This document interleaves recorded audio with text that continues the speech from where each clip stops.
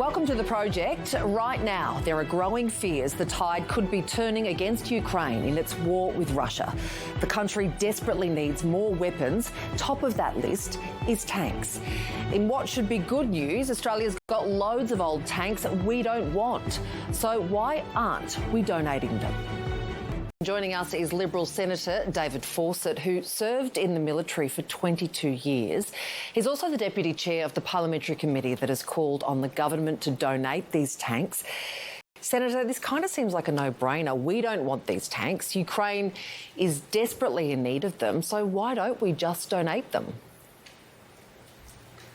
That's a really good question, and it's one we put to Defence during the recent inquiry that the Senate held. And at the time, they could give us no good reason. But as you said in your intro, the US has donated a number of their M1 Abrams, and so there's no reason from a third-party perspective that we couldn't donate them either directly or via the US.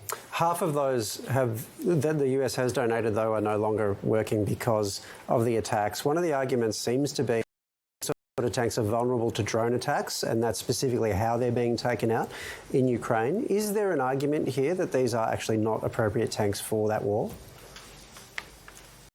Well, what we've seen in Ukraine is that they have adapted pretty quickly to the drone warfare, and so a lot of the vehicles that they're now driving have wire cages or protection above them to protect them from drones. So, yes, tanks and other vehicles have been taken out, but they need something to start with, and we have these that are now access to our requirements, and we should be sending them.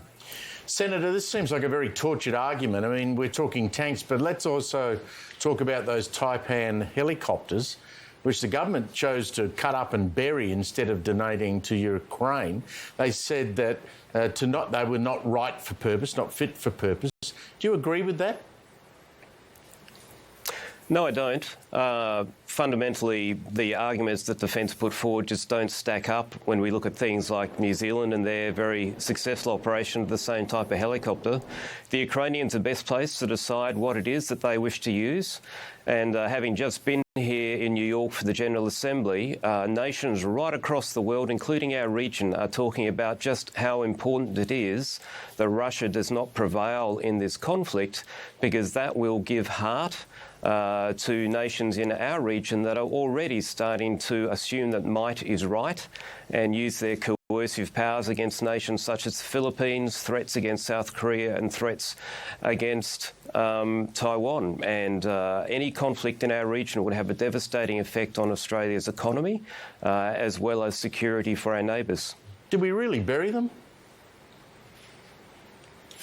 Unfortunately, that is what has happened. They were stripped of parts, and I know a number have been taken off base for burial, and the last I saw, there were a number in a hangar in Townsville, but they had been largely stripped of parts. Senator, you've served with the ADF. You've got some pretty good insight into how all this works. Why do you think Australia is dragging its feet on donating this kind of military kit? Well, I think there are two things that come into it. One is that Defence logically wants to make sure that we are not running ourselves short. But the other part is that in the early days, the governments gave additional funding. So the Morrison government gave $70 million of new funding.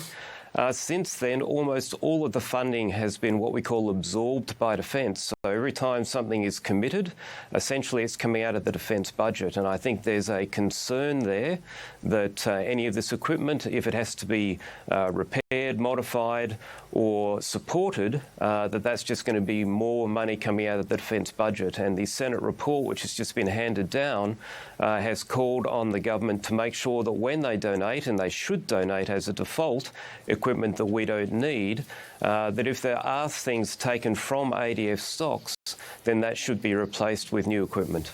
Senator, I was going to say thanks for your time. We should point out that time is something stupid in the morning in New York. So thank you very much for staying up for us. Yeah. And go to bed. Or go out.